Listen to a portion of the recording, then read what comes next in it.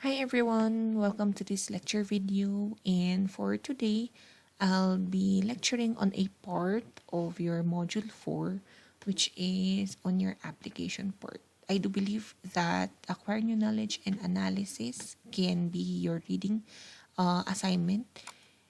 With that, let's proceed to your application part of module 2.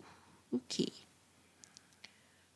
so I will just give you here a brief grasp of your Freud's psychoanalytic theory. So what is this particular theory, tells us, or what's the implication of this?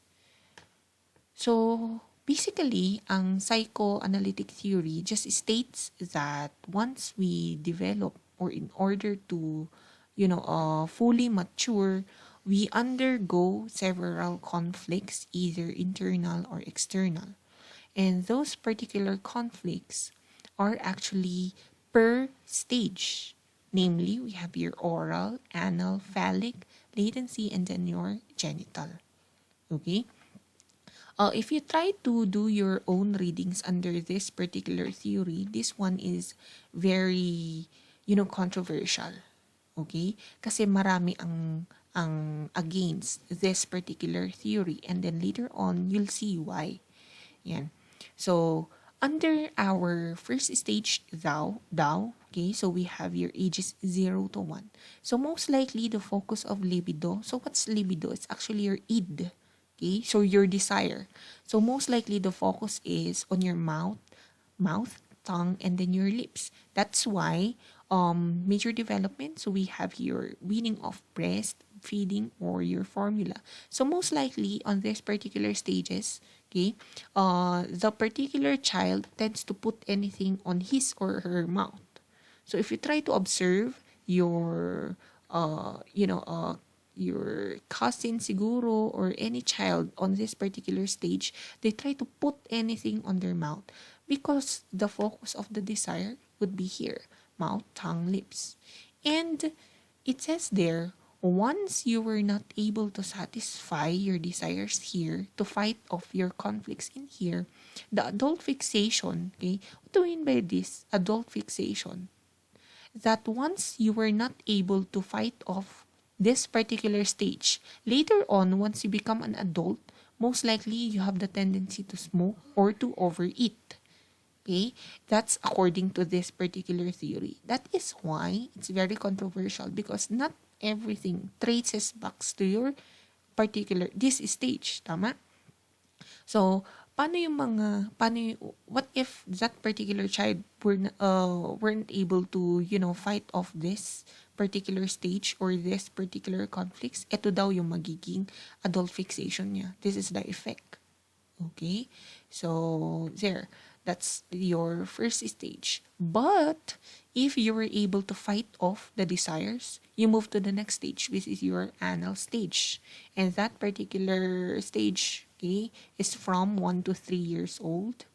And the focus would be on your libido. So, most likely, we have your toilet training here.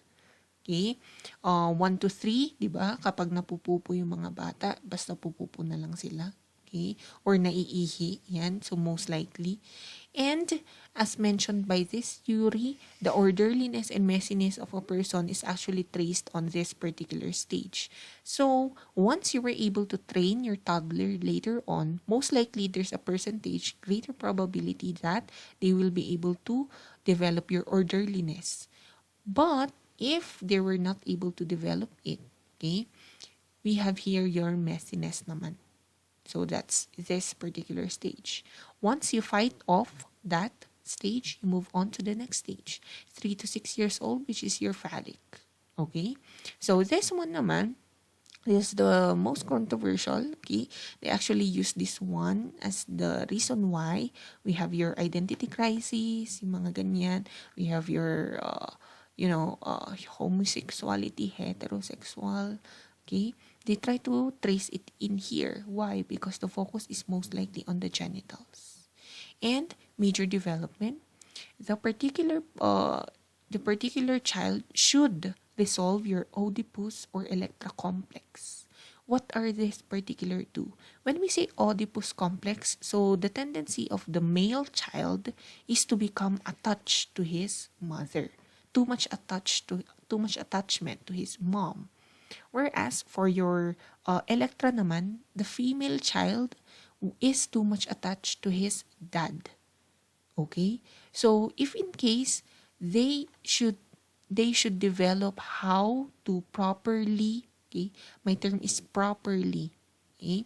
Socialize with the opposite sex here.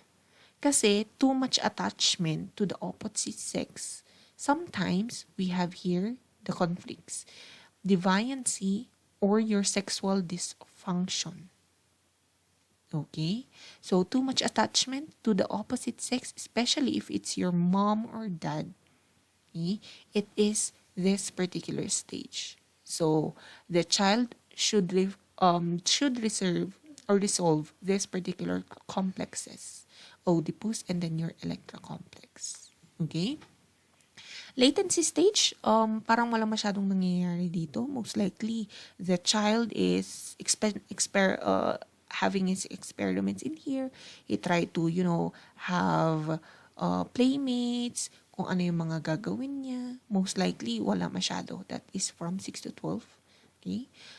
Here lang, major development, we have your defense mechanism. Okay?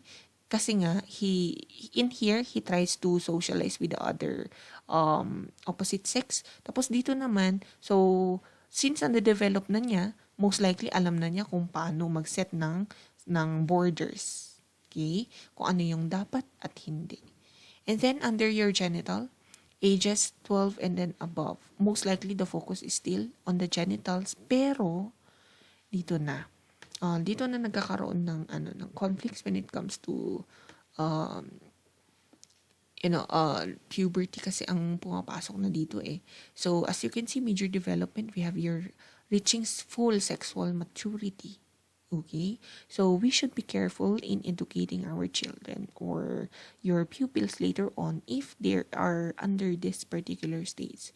Kasi nga there is this sense of sexual desire to the other opposite sex na. Yan. Medyo, we try to educate them how to, properly mingle with with the opposite sex. And what are the do's and don'ts that they must, take into consideration.